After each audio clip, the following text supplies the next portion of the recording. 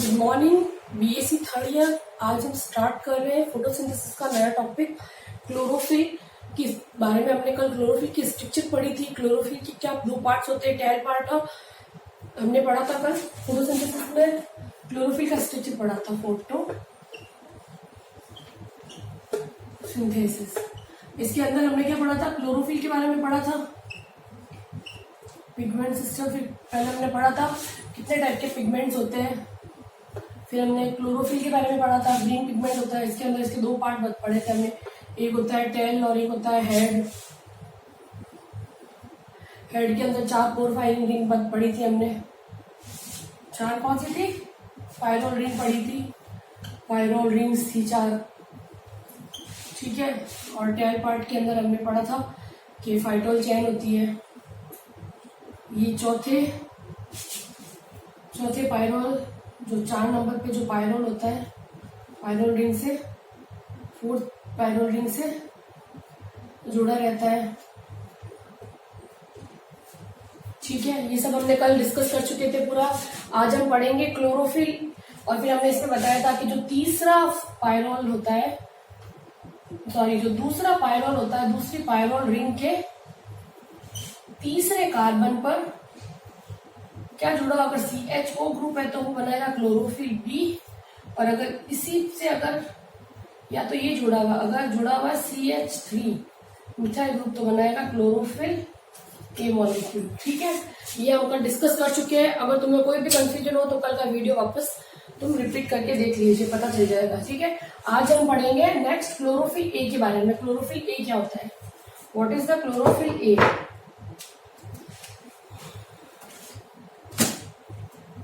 आज पढ़ेंगे हम क्लोरोफिल ए के बारे में। क्लोरोफिल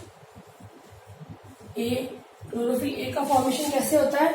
क्लोरोफिल ए है तो हमने बताया है कि ये कहां पर है, दूसरे पायरोल रिंग के सेकंड जो पायरोल रिंग होती है उसके तीसरे कार्बन से अगर CH3 ग्रुप जुड़ा है तो क्या बनता है, क्लोरोफिल ए, ठीक है। क्लोरोफिल ए कैसे होता है, नीला और हरे रंग का होता है, नीले व हरे रंग का होता है, ठीक है। क्लोरोफिल ए का कलर कैसा होता है, पिगमेंट का कलर होता है नीले और हरे रंग का। और यह यूनिवर्सल पिगमेंट है। ये क्या है, यूनिवर्सल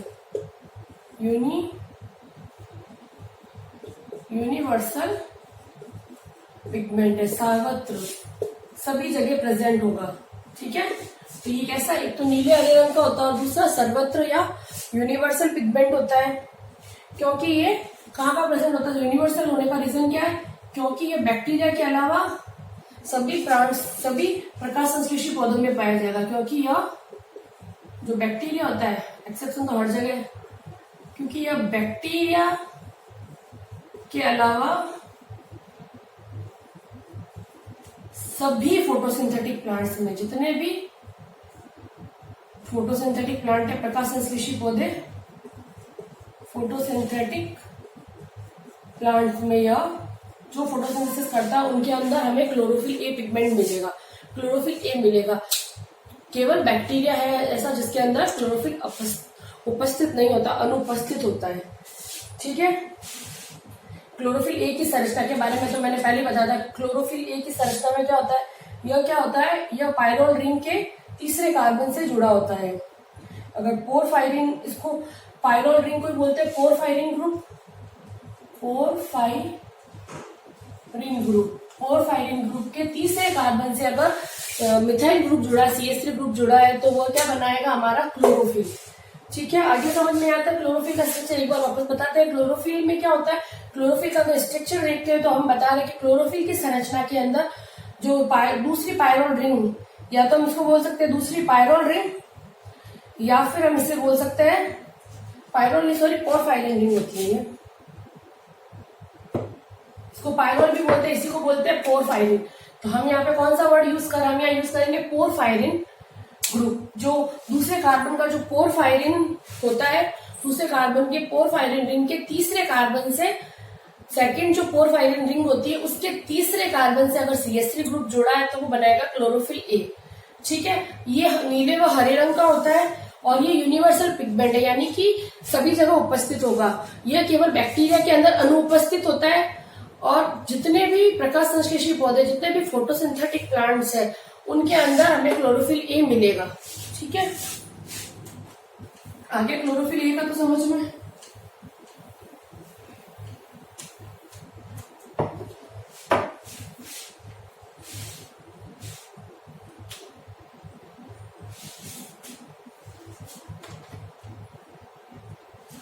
अब यह क्लोरोफिल बी, पहले इसके स्ट्रक्चर के बारे में बता लेते हैं। क्लोरोफिल बी है तो यह पायरोल, जो ये भी क्या दूसरे पायरोल रिंग के, और पायरोल रिंग का होती है पोर फायरिंग ग्रुप में। पोर फायरिंग ग्रुप कौन सा होता है? ये होता है हेड ग्रुप। पोर फायरिंग ग्रुप के दूसरे पायरोल रिंग के तीसरे नंबर कार्बन से अगर CHO ग्रुप जुड़ा है तो क्या बनाएगा? Chlorophyll B. पोर फायरिंग क्या है? पोर फायरिंग जो क्लोरोफिल के अंदर हमने दो पार्ट होते हैं, हेड पार्ट और टेल पार्ट। हेड पार्ट को हम पोर फायरिंग बोलते हैं, ठीक है। और पोर फायरिंग के अंदर 4 पायरोल रिंग होती है। जो सेकंड नंबर पे पायरोल रिंग होती है, उसके तीसरे कार्बन से अगर CH3 जुड़ा होता है तो उसे हम क्लोरोफिल ए बोलते थे। अगर उसकी जगह पे CH3 की जगह अगर CHO जुड़ा है तो उसे हम बोलेंगे क्लोरोफिल बी। ठीक है, आया समझ में यहां तक? अब ये कैसे रंग का होता है? ये होता है पीले और हरे रंग का। पीले और हरे रंग का वो कैसा था? वो था हमारे नीले और हरे रंग का। ये होता है पीले और हरे रंग का होता है क्लोरोफिल बी। और यह वर्ण विलायकता, इस वर्ण की विलायकता सर्वाधिक होती है। इसकी सर्वाधिक विलायकता होती है, सर्वाधिक विलायक होता है यह वर्णक, सर्वाधिक विलायक, बहुत जल्दी घुल जाता है। तो सर्वाधिक विलायक होता है। सबसे ज्यादा विलायकता किसकी होती है? सॉल्युबिलिटी होती है क्लोरोफिल बी की। क्लोरोफिल बी की संरचना हमने बता दी कि पोर फायरिंग ग्रुप जो हेड पार्ट होता है, उसके दूसरे पायरोल रिंग के तीसरे कार्बन से हमारा अगर एवाइड CHO ग्रुप जुड़ा है तो वो क्या बनाएगा? हमारा क्लोरोफिल बी, एल्डिहाइड ग्रुप। इसी को बोलते हैं, CHO को बोलते हैं एल्डिहाइड ग्रुप, एल्डिहाइड। स्ट्रक्चर समझ में आकर कोई कंफ्यूजन तो नहीं है? अब नेक्स्ट, ये क्लोरोफिल कंप्लीट हो गया। अब हम पढ़ेंगे कैरोटीनॉइड। क्लोरोफिल हमने कंप्लीट कर दिया। हमने 3 पिगमेंट बताए थे। 3 पिगमेंट होती है, फर्स्ट क्लोरोफिल, कैरोटीनॉइड और तीसरा था हमारा जेंथोफिल। फर्स्ट हमने क्लोरोफिल कंप्लीट कर दिया। अब सेकंड हम स्टार्ट कर रहे हैं कैरोटीन, कैरोटीनॉइड। सेकंड है कैरोटीनॉइड। ठीक है, ये कैरोटीनॉइड स्टार्ट करते हैं। कैरोटीनॉइड, इसकी खोज किसने की थी? कैरोटीनॉइड की खोज की थी वैकनरॉडर ने। वैकनरॉडर ये साइंटिस्ट था जिसने क्या किया था? कैरोटीनॉइड की खोज की थी। जो विकिरण प्रकाश की ऊर्जा के रूप में क्लोरोफिल तक नहीं पहुंचती है, वह कैरोटीनॉइड के द्वारा अवशोषित कर ली जाती है। ठीक है, जैसे हम बोल रहे हैं कि सूर्य से जो लाइट्स आती है, सन से जो लाइट्स आती है, ठीक है, ये जो लाइट्स आ रही है प्लांट्स के ऊपर, मान लो ये कोई प्लांट है, उसकी लीव्स है, ठीक है, इनकी लीव्स में जो लाइट्स क्लोरोफिल होता है, जो लाइट क्लोरोफिल एब्जॉर्ब नहीं कर पाता है, उस लाइट को कौन एब्जॉर्ब करता है? उस लाइट को एब्जॉर्ब करता है कैरोटीनॉइड। ठीक है, आए समझ में? वह प्रकाश ऊर्जा या वो विकिरण जो कि क्लोरोफिल अवशोषित नहीं कर पाता है, उन किरणों को अवशोषित करता है, उस प्रकाश को अवशोषित करता है कैरोटीनॉइड तथा क्लोरोफिल तक स्थानांतरित करता है। ये क्या करेगा? पहले कैरोटीनॉइड इन विकिरणों को अवशोषित करेगा और उसके बाद में ये इसको क्लोरोफिल तक ट्रांसफर करेगा। आए समझ में? इसका काम क्या है? ये वह विकिरण या वह प्रकाश ऊर्जा को ग्रहण करता है जो कि क्लोरोफिल डायरेक्ट अवशोषित नहीं कर पाती है। तो ये क्या करेगा? उन विकिरणों को अवशोषित करेगा तथा क्लोरोफिल को ट्रांसफर करेगा, क्लोरोफिल तक स्थानांतरित करता है। ठीक है, आगे समझ में? इसका काम समझ में आया? फिर कैरोटीनॉइड भी, कैरोटीनॉइड इसका मतलब कैरोटीनॉइड क्लोरोफिल के साथ ही उपस्थित होते हैं। यह भी इसको लिख सकते हैं, कैरोटीनॉइड क्लोरोफिल के साथ उपस्थित होते हैं, प्रेजेंस विथ क्लोरोफिल, क्लोरोफिल के साथ यह प्रेजेंट होते हैं, क्योंकि इनका काम क्या होता है? जो विकिरणें क्लोरोफिल अवशोषित नहीं कर पाता है उनको, यह अवशोषित कर कहाँ पहुंचाता है, कैरोटीनॉइड अवशोषित कर क्लोरोफिल तक पहुंचाता है। ठीक है, सभी हरे पौधों में क्लोरोफिल, कैरोटीनॉइड, बीटा कैरोटीन और ल्यूटीन प्रेजेंट होते हैं। तो ये तुम लिख सकते हो, जितने भी हरे पौधे, सभी हरे पौधों में क्या क्या प्रेजेंट होता है, एक तो क्लोरोफिल, कैरोटीनॉइड,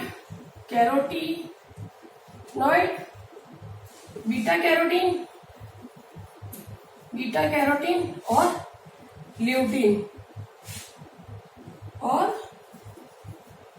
ल्यूटीन प्रेजेंट होते हैं। ठीक है, जितने भी ग्रीन प्लांट्स हैं उनके अंदर हमें क्या क्या मिलेंगे, क्लोरोफिल मिलेगा, कैरोटीनॉइड मिलेगा, बीटा कैरोटीन मिलेगा और ल्यूटीन मिलेगा।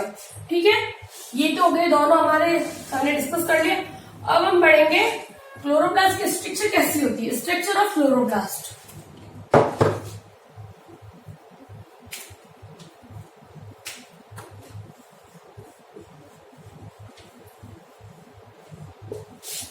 स्ट्रक्चर ऑफ क्लोरोप्लास्ट या हरित लवक। ठीक है, क्लोरोप्लास्ट की संरचना में हम देखते हैं तो सबसे ज्यादा क्या पाया जाता है, क्लोरोप्लास्ट की संरचना में रूबिस्को एंजाइम होता है, जो कि पृथ्वी पे मिलने वाला सर्वाधिक एंजाइम है। तो क्लोरोप्लास्ट में क्या प्रेजेंट होता है, इसमें रूबिस्को एंजाइम प्रेजेंट होता है, जो कि पृथ्वी पे मिलने वाला सर्वाधिक एंजाइम है। रूबिस्को एंजाइम प्रेजेंट होता है जो कि अर्थ पे उपस्थित सर्वाधिक मात्रा में पाए जाने वाला एंजाइम है, सर्वाधिक मात्रा में मिलने वाला एंजाइम है। ये लाइन फैक्ट है, इसे तुम रट लेना कि रूबिस्को एंजाइम का क्या है कि क्लोरोप्लास्ट के अंदर रूबिस्को एंजाइम प्रेजेंट होता है। रूबिस्को एंजाइम पृथ्वी पर उपस्थित सर्वाधिक मात्रा में पाया जाने वाला एंजाइम है।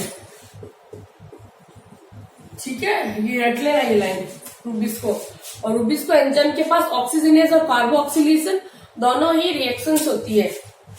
ठीक है, एंजाइम को हम प्रोटीन भी लिख सकते हैं, यानी कि इसको हम ऐसे भी लिख सकते हैं कि सर्वाधिक पाया जाने वाला एंजाइम अथवा सर्वाधिक पाया जाने वाला प्रोटीन है।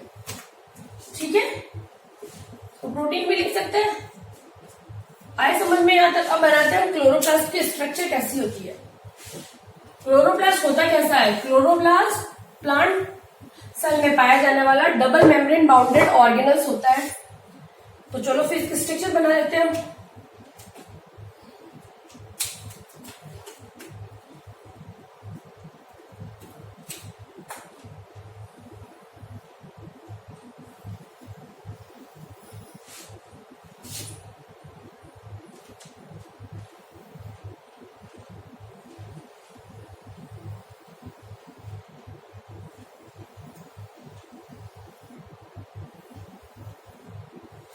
डबल मेम्ब्रेन बाउंडेड स्ट्रक्चर होता है, इसके अंदर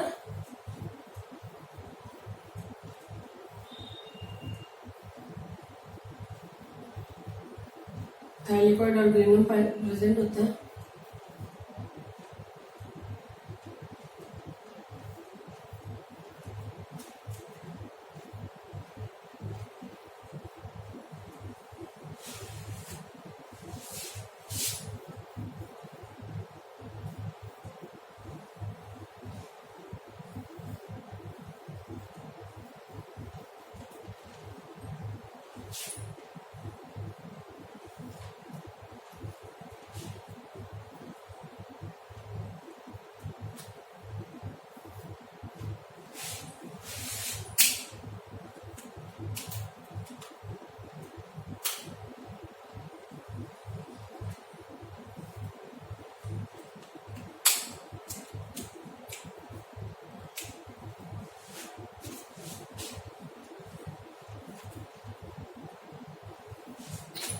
ये इसकी आउटर मेम्ब्रेन, क्लोरोप्लास्ट की ये इनर मेम्ब्रेन।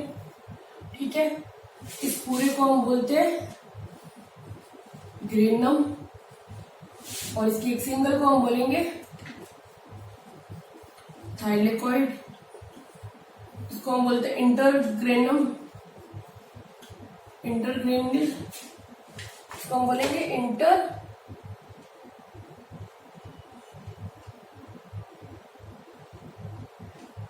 इंटरग्रेनम ये है बीच वाला जो है, इसको बोलते हैं इसको पेरिप्लाज्मिक स्पेस, पेरिप्लाज्मिक स्पेस।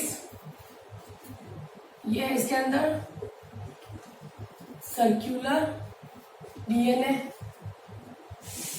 अच्छी तरह चूज करना।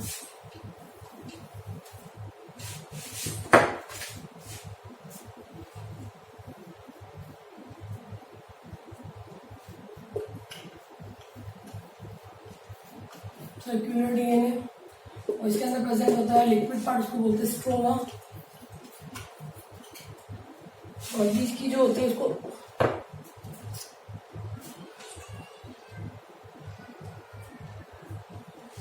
ये होगी हमारी स्टार्च, ये ऑयल ड्रॉप, ये रूबिस्को एंजाइम। ठीक है, सबकी नेमिंग हो गई, पेरिप्लाज्मिक स्पेस, स्ट्रोमा। ठीक है, अब थोड़ा वापस इसके स्ट्रक्चर को बताती हूँ मैं।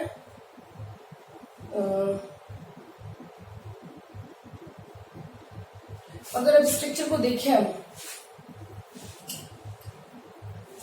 इसके पूरे को हम ग्रेना बोलते हैं और इसकी एक को हम क्या बोलेंगे, एक को हम उसको बोलेंगे ग्रेना। ठीक है, इंटरग्रेनम लैमेली बोलते हैं इसको, इंटरग्रेनम लैमेली। ठीक है, आए समझ में यहाँ तक स्ट्रक्चर ऑफ क्लोरोप्लास्ट में। अगर हमें जनरली क्लोरोप्लास्ट प्लांट सेल्स के अंदर प्रेजेंट होता है।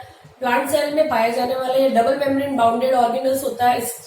ये सेमी ऑटोनोमस ऑर्गेनल्स होता है, यानी कि इसके अंदर इसका खुद का क्लोरोप्लास्ट प्रेजेंट होगा, इसके खुद के राइबोसोम्स प्रेजेंट होंगे। इसमें 70s टाइप के राइबोसोम्स प्रेजेंट होते हैं। ठीक है, इसके अंदर ग्रेनम होते हैं जो सिक्कों की ढेर की तरह लगे होते हैं, इनको बोलते हैं ग्रेनम, और एक को बोलते हैं ग्रेना या थाइलेकॉइड। ठीक है, एक को हम थाइलेकॉइड बोलते हैं। इसके अंदर रूबिस्को एंजाइम प्रेजेंट होता है। इसके अंदर जो लिक्विड पार्ट होता है उसको हम स्ट्रोमा बोलते हैं। Outer membrane, outer chloroplast membrane, inner chloroplast membrane के बीच में पेरिप्लाज्मिक स्पेस प्रेजेंट होता है। इनके पास 70s राइबोसोम्स प्रेजेंट होते हैं, ऑयल ड्रॉप प्रेजेंट होती है और स्टार्च प्रेजेंट होता है। आए समझ में इसका स्ट्रक्चर? कोई प्रॉब्लम तो नहीं स्ट्रक्चर में आपको? अगर एक प्लांट सेल में देखिए तो 20 से 40 तक क्लोरोप्लास्ट हो सकते हैं। 20 से 40 तक इसकी नंबर्स हो सकती है। 20 से 40 तक क्लोरोप्लास्ट उपस्थित हो सकता है। और क्लोरोप्लास्ट कौन रखता है प्लांट्स के अंदर?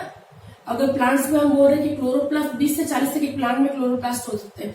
और ये क्लोरोप्लास्ट किसमें होगा? मीजोफिल सेल्स में। मीजोफिल सेल्स क्या होती है? मीजोफिल सेल्स होती है हमारे जो प्लांट्स की जो ग्रीन लीव्स होती है, ग्रीन लीव्स के अंदर बीच के जो उत्तक होते हैं वो मीजोफिल्स होते हैं। ऊपर होती है अपर एपिडर्मिस, नीचे लोअर एपिडर्मिस और बीच में होते हैं मीजोफिल। पेलिसेड और स्पॉन्जी टिश्यूज होते हैं और फिर इसके बीच में होते हैं मीजोफिल सेल्स। ठीक है, मीजोफिल सेल्स होती है लीव्स के पास। वो क्या करती है? उनके पास क्लोरोप्लास्ट प्रेजेंट होता है। ठीक है, C4 प्लांट्स में मीजोफिल के अलावा, और ये तो जनरल अगर एक प्लांट की बात करें तो उनमें मीजोफिल सेल्स के पास हमें क्लोरोप्लास्ट मिलेंगे। मीजोफिल की जो सेल्स होंगे उनके पास क्लोरोप्लास्ट मिलता है। अगर C4 प्लांट्स की बात करें, अगर C4 प्लांट है तो उनके अंदर क्या होता है? जो बंडल सीथ की जो सेल्स होती है, बंडल सीथ, जो वेस्क्यूलर बंडल के बाहर ऐसे बंडल सीथ प्रेजेंट होती है। ऐसे ये वेस्क्यूलर बंडल है अंदर। ठीक है, यहाँ पे वेस्क्यूलर बंडल है तो बाहर जो बंडल सीथ होती है, बंडल सीथ के अंदर क्लोरोप्लास्ट प्रेजेंट होते हैं। तो वो होते हैं C4 प्लांट्स के अंदर हमें बंडल सीथ, मीजोफिल सेल्स के अलावा बंडल सीथ सेल्स के अंदर भी हमें क्लोरोप्लास्ट मिलते हैं। ठीक है, क्लोरोप्लास्ट के स्ट्रक्चर को अगर हम बताएं तो इनमें मुख्यतः 3 भाग होंगे। अगर इसके स्ट्रक्चर को देखें तो मुख्यतः 3 भाग दिखाई देते हैं। पहला है इसका आवरण। आवरण के रूप में क्लोरोप्लास्ट के अंदर 2 झिल्लियां उपस्थित होती है, बाह्य झिल्ली और आंतरिक झिल्ली, outer membrane and inner membrane. ठीक है, आउटर मेम्ब्रेन, इनर मेम्ब्रेन होती है। आउटर मेम्ब्रेन और इनर मेम्ब्रेन के बीच में जो जगह होती है उसको हम बोलते हैं पेरिप्लाज्मिक स्पेस। ठीक है, अब इसको अगर हम करें तो फर्स्ट आउटर मेम्ब्रेन किसकी बनी होती है? आउटर मेम्ब्रेन बनी हुई होती है प्रोटीन की। आउटर मेम्ब्रेन बनी हुई होती है, आउटर मेम्ब्रेन किसकी बनती है? प्रोटीन की बनी होती है। ठीक है, और ये सबसे बाहर की पारगम्य, ये प्रोटोन के लिए कैसी होती है? पारगम्य। प्रोटोन के लिए यह परमेबल होगी। आया समझ में? सबसे बाहर होती है आउटर मेम्ब्रेन, बाह्य परत प्रोटीन की बनी होती है और यह प्रोटोन आयन के लिए परमेबल या उसके लिए पारगम्य होती है। दूसरी इनर मेम्ब्रेन, इनर मेम्ब्रेन कैसी होती है? इनर मेम्ब्रेन प्रोटोन के लिए अपारगम्य, इम्परमेबल, अपारगम्य होती है, यानी कि इससे प्रोटोन आयन नहीं जा सकते। केवल बाहर जो बाहर वाली परत है यहीं पर प्रोटोन आयन आ जा सकते हैं, अंदर वाली पे प्रोटोन आयन नहीं जा सकते हैं। ठीक है, आया समझ में? और अंदर वाले भाग में और क्या क्या होता है इनर मेम्ब्रेन के अंदर? इनर मेम्ब्रेन के अंदर है अभी आंतरिक भाग। आंतरिक भाग में हमने 3 पार्ट बताए, आउटर मेम्ब्रेन, इनर मेम्ब्रेन और ये है अंदर वाला आंतरिक भाग। आंतरिक भाग में क्या क्या मिलते हैं हमें? स्ट्रोमा और ग्रेना।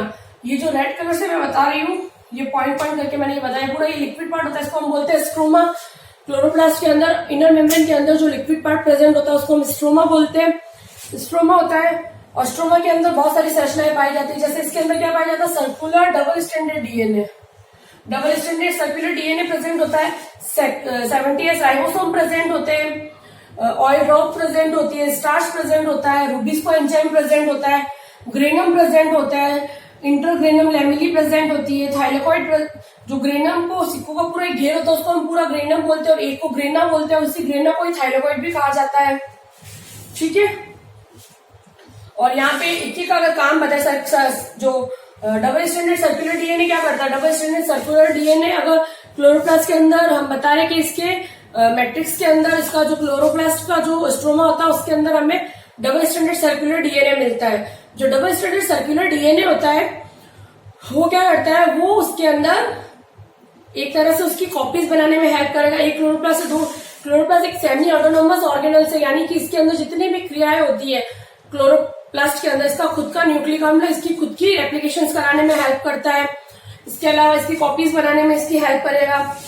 तो जो ये इसके अंदर क्या होता है, इस जीन में क्लोरोप्लास्ट के निर्माण करने वाले सभी जीन पाए जाते हैं और इसके डीएनए उपस्थिति के कारण इसे इसके अंदर नए क्लोरोप्लास्ट को बनाने के सभी जीन होंगे। ये रेप्लिकेशन के थ्रू एक नया क्लोरोप्लास्ट बना सकता है, ये के अंदर के जीन पर निर्भर नहीं करता है। ठीक है, और इसके बाद में है 70S ribosome. 70S ribosome protein formation का साइट होता है। प्रोटीन का फॉर्मेशन क्या होगा? 70S राइबोसोम में। उसके बाद में इसमें स्टार्च और लिपिड्स की ड्रॉप्स पाई जाती है, वो एज अ रिजर्व फूड की तरह इसके अंदर रहती है, जो इसके अंदर रिजर्व फूड की तरह कार्य करती है। फिर रूबिस्को एंजाइम प्रेजेंट होता है। रूबिस्को एंजाइम क्या करता है? रूबिस्को एंजाइम इसके अंदर, रूबिस्को एंजाइम का फुल फॉर्म है ribulose bis phosphate carboxylase oxygenase activity present होती है इसके अंदर। ठीक है, ये क्या करेगी? क्लोरोप्लास्ट का 16% भाग बनाता है। रूबिस्को कितना परसेंट भाग बनाएगा? 16% भाग बनाएगा।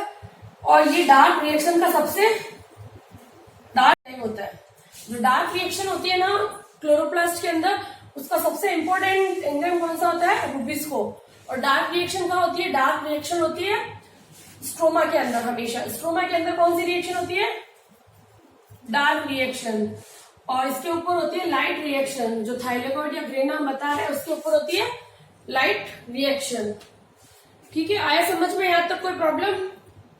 ठीक है, फिर स्ट्रोमा थाइलेकॉइड, या जो स्ट्रोमा की जो थाइलेकॉइड्स होती है वो प्रकाश संश्लेषण की दृष्टि से सबसे महत्वपूर्ण होती है। ठीक है, और इस भाग में पीएस फर्स्ट उपस्थित होता है। यहाँ पर कौन सा उपस्थित होता है? पीएस फर्स्ट प्रेजेंट होता है। फिर है नेक्स्ट ग्रेना, इसके बारे में हम पढ़ रहे हैं।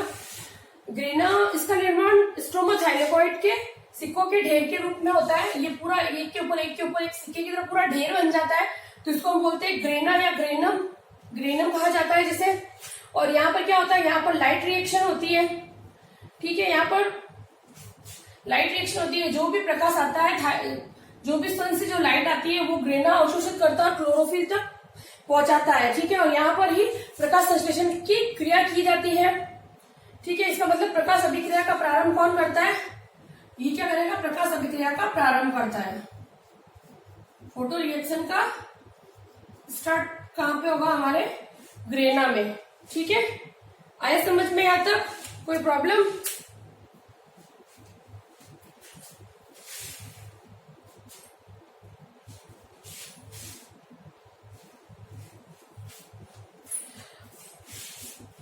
एक बार ग्रेना को वापस समझा देती हूँ मैं।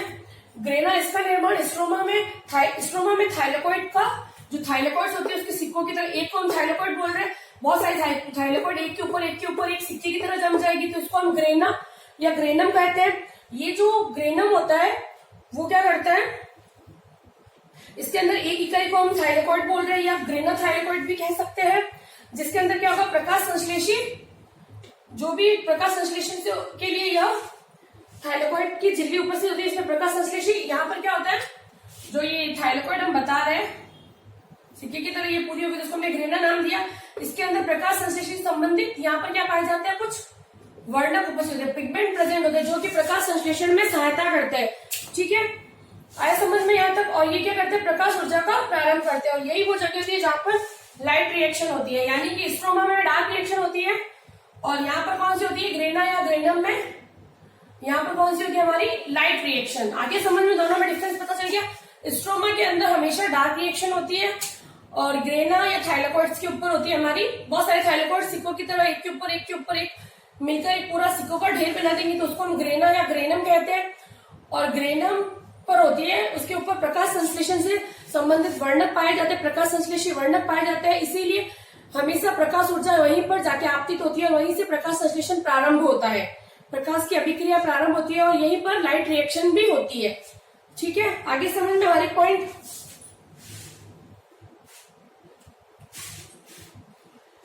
Thank you so much. अगर कुछ भी प्रॉब्लम हो तो तुम मुझे मैसेज या कॉल करके पूछ सकते हैं। एक बार थोड़ा तुम लोग साथ साथ में नोट डाउन कर लीजिए, मैंने समझा दिया है। हमने बताया कि जो क्लोरोप्लास्ट होता है, क्लोरोप्लास्ट कैसा होता है, दोहरी झिल्ली युक्त कोशिका, दोहरी झिल्ली युक्त होता है। ठीक है, इसमें फर्स्ट हमने बताया, फर्स्ट होती है आउटर मेम्ब्रेन। ठीक है, आउटर मेम्ब्रेन फर्स्ट, और सेकंड होती है इनर मेम्ब्रेन, और बीच का जो स्पेस होता है उसको हम बोलते हैं पेरिप्लाज्मिक स्पेस, इनर मेम्ब्रेन। ठीक है, आउटर मेम्ब्रेन में इनर मेम्ब्रेन, और जो इनर मेम्ब्रेन होती है, इनर मेम्ब्रेन के अंदर हमें क्या मिलता है, एक तो मिलता है स्ट्रोमा, इसको वैसे ये डायग्रामेटिकली बताते हैं। इनर मेम्ब्रेन है, क्लोरोप्लास्ट के अंदर में दो मेम्ब्रेन बताती है, first outer membrane, inner membrane. इसको तुम साथ साथ में ये बनाते रहिए, थोड़ा यूजफुल रहेगा तुम लोगों के पढ़ने के लिए। इनर मेम्ब्रेन के अंदर भी हम दो डाल सकते हैं, इसके अंदर क्या क्या प्रेजेंट होता है, एक तो स्ट्रोमा होता है जो लिक्विड पार्ट होता है, और एक होता है ग्रेना या ग्रेनम जो, और जो स्ट्रोमा होता है, स्ट्रोमा के अंदर क्या क्या प्रेजेंट होते हैं, जो ऑर्गेनेल्स प्रेजेंट होते हैं, एक तो होता है इसके अंदर circular double stranded DNA, double stranded circular DNA present होता है। और डबल स्ट्रैंडेड सर्क्यूलर डीएनए क्या करता है, क्लोरोप्लास्ट के रेप्लिकेशन में हेल्प करता है। जो क्लोरोप्लास्ट से रिलेटेड जितने भी जीन्स होते हैं वो इस स्ट्रोमा के डबल स्ट्रैंडेड सर्क्यूलर डीएनए के पास होते हैं। इसके अंदर इसका खुद का 70S राइबोसोम प्रेजेंट होते हैं, 70S राइबोसोम जो प्रोटीन सिंथेसिस की साइट होती है। इसके अलावा इनके अंदर और क्या प्रेजेंट होता है, ऑयल एंड स्टार्च प्रेजेंट होता है, जो एज अ फूड की तरह यहाँ पे वर्क करता है, एज अ रिजर्व फूड होता है ऑयल एंड स्टार्च। इसके अलावा इनमें क्या होता है, इनके पास और क्या क्या होते हैं, हमने पढ़े थे रूबिस्को एंजाइम, जो क्या करता है, इसका क्लोरोप्लास्ट का 16% भाग बनाता है। ठीक है, रूबिस्को एंजाइम क्या करता है, क्लोरोप्लास्ट का 16% भाग बनाता है, और ये सबसे इंपॉर्टेंट एंजाइम है। ये डार्क रिएक्शन भी करवाता है, डार्क रिएक्शन के लिए भी जरूरी होता है। और स्ट्रोमा में हमेशा डार्क रिएक्शन होती है। फिर है ग्रेना बनता किससे, थाइलेकोइड के सिक्कों से, थाइलेकोइड है, बहुत सारे थाइलेकोइड का एक पूरा ढेर बन जाएगा, ऐसे एक थाइलेकोइड 2 4 5 ऐसे। ठीक है, और दोनों को जोड़ता तो उसको इंटर थाइलेकोइड या इंटर ग्रेनल लैमेली कहा जाता है। ठीक है, और इसके साथ साथ थाइलेकोइड के अंदर क्या होता है, प्रकाश संश्लेषण से जो वर्णक होते हैं, सभी वर्णक उपस्थित होते हैं, प्रकाश संश्लेषण से संबंधित वर्णक यहाँ उपस्थित होते हैं। प्रकाश रिएक्शन भी यहीं से शुरू होती है, और यही लाइट रिएक्शन करवाता है। लाइट रिएक्शन भी हमेशा ग्रेना में ही होती है। आया समझ में? यहाँ तक कोई कंफ्यूजन? क्लोरोप्लास्ट है, क्लोरोप्लास्ट हम बता रहे हैं कि दोहरी झिल्ली युक्त तो ऑर्गेनल्स होता है, डबल मेम्ब्रेन बाउंडेड ऑर्गेनल्स है। अब जो हमने डायग्राम बनाया था इसका हमने बताया था कैसे होती है इसकी स्ट्रक्चर, ऐसे हमने बताया था। डबल मेम्ब्रेन है, ऊपर वाली आउटर मेम्ब्रेन, ऊपर वाली आउटर मेम्ब्रेन, अंदर वाली इनर मेम्ब्रेन, बीच वाला हमने इनर में स्पेस बताया था, पहली क्लास में स्पेस बताया था। अंदर स्ट्रोमा प्रेजेंट होता है, स्ट्रोमा के अंदर ग्रेना प्रेजेंट होती है। ग्रेना थाइलेकोइड के पूरा एक सिक्को की तरह जम के पूरा ग्रेनम बनाता है। ठीक है, आया समझ में यहाँ तक। फिर इसके बाद में एक और चीज बतानी थी तुम्हें मुझे कि जैसे एक थाइलेकोइड है यह,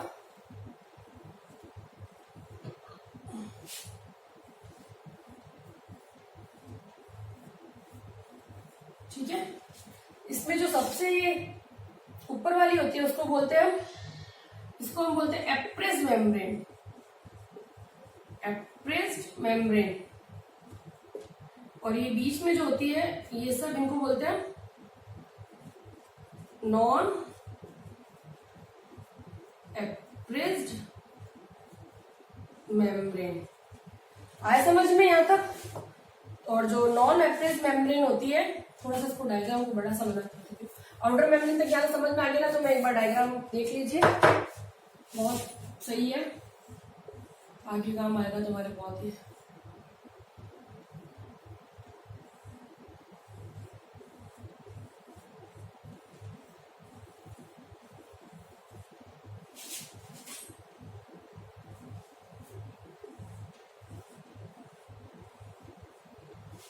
ये होती है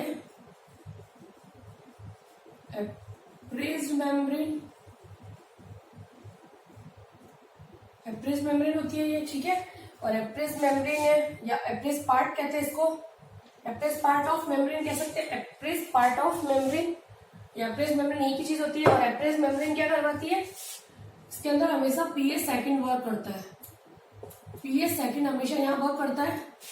और ये होती है, ये जो बीच वाली है इनको बोलते हैं हम नॉन एप्रेस्ड मेम्ब्रेन। और यहाँ पे हमेशा पीएस फर्स्ट वर्क करता है, ठीक है।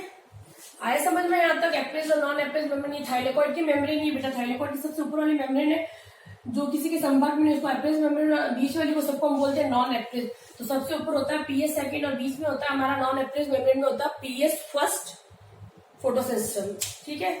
आगे हम डिटेल में कल पढ़ेंगे। Thank you so much.